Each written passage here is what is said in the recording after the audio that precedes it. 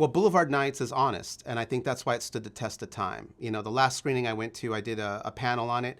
There were 3,000 people in the audience. You know, this is for the 40th anniversary of this film.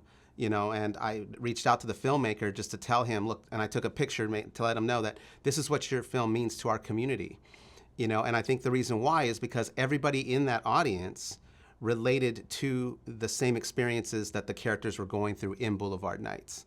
And they recognized the honesty of the relationships. It's not always pretty, but it was, and I don't like to use the word real, you know what I mean? But honest is the best word I can describe that film. You know, growing up, I didn't have a big brother. I always was looking for that mentor. I was always looking for, you know, a big brother that could kind of show me the ropes, right? And in that film, you know, the Raymond character played by Richard Yankees was that. He was exactly what I was looking for. And so it really affected me in the redemption of Chuco's character as well. You know what I mean? So for me, it was about Chicano culture, but it was also about this brotherhood and this relationship between those two characters, and how difficult it was for Raymond to, you know, be kind of the good son and having his little brother go a certain way and trying to bring him back. And then at the end, you know, Chuco shows that he is selfless at heart, you know. But that movie affected me in that way. And it's always sometimes the age that you see something.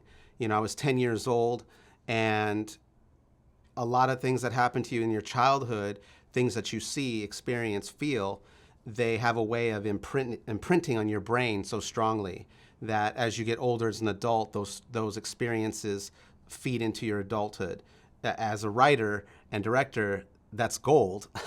And so that definitely had an influence in my films. In particular, Sideways, my very first film, where I had those two brother relationships, you know, and it was subconscious. I didn't even realize it at the time until I hadn't watched Boulevard Nights probably in over 15 years, and then it had come on, and me and my wife were watching it, and she's like, oh, this definitely influenced Sideways. And I said, I didn't think about it, but yeah, you're right. It was just subconsciously into my storytelling. You know, there's been a lot of Chicano television now that's coming on. They don't call it that, they call it Latinx. But part of the problem is in their marketing of these TV shows, and what's great about these TV shows, they all have Latino actors in them. But to start saying things and using the word authentic in terms of promoting it, you're telling your audience what they should think. This is authentic. The audience will tell you if it's authentic or not. And so I don't use that word anymore. I used to use that word in describing my filmmaking, my storytelling as an alternative to what Hollywood was doing. But now that word has been so bastardized, at least in my opinion, that now I just use the word honest, because you can't, it's not a gray term. Authentic is a gray term. Roger Ebert said that a great film is one that you get something new every time you watch it. And I would say La Bamba, Stand and Deliver are two of those films that are like that. Not just Chicano films, but films that people will watch over and over and over again, either to go through the experience again or they get something different from it. La Bamba in particular, you had a character of Richie Valens that was virtually flawless, you know, and Lou Diamond Phillips made him interesting. How do you make, you know, because Bob is the more interesting character, which was played brilliant by Isai Morales.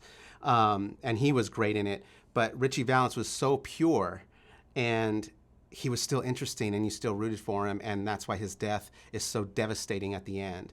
I just think that's a master film, and as a filmmaker, I watch those films. How did they capture certain thing? Again, those two films have the same thing in common with Boulevard Nights, their honesty.